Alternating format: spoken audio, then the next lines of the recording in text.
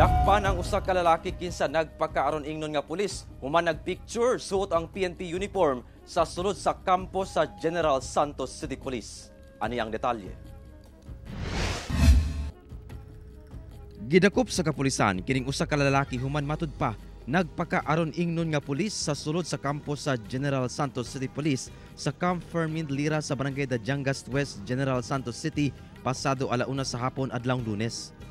Ang maong sospek nag-edad og 24 anyos, residente sa Barangay Fatima ug kanhi contestant sa Mr. and Miss Tourism 2019 sa Gensan. Sumala sa General Santos City Police, nasiplatan matud pa sa PNP nga ang maong sospek naga-selfie sa statue sa SAF 44 sa parking area sa kampo. Nagsuot kini og PNP bush coat ug usa ka bull cap apan wala nagkanimao kuno ang decorative awards sa uniforme. Gipangayuan kini sa kapulisan og PNP ID ug ubang dokumento apan wala kini maipresenta. Busag layon kining giaresto sa kapulisan.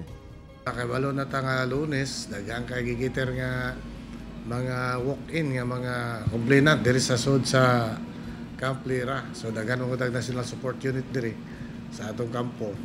Mao nga giting advantage po to niya nga pa-picture sa atong mga establishment diri. Labi na kay dool na nga itong anniversary sa SAP 44. So siyempre makagain siya extortion activities. Nasayran nga napalit matud pa sa mga suspect online ang uniform nga gigamit. Magatubang kini og kasong usurpation of authority ug illegal use of uniform or insignia.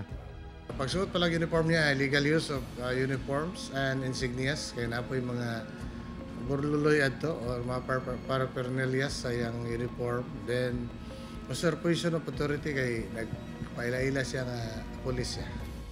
Ginasulayan pa sa GMA Regional TV1 Mindanao nga makuhaan og pahayag ang maong sospek. Kauban si Bong Vicencio, Efren Mama. 1 Mindanao.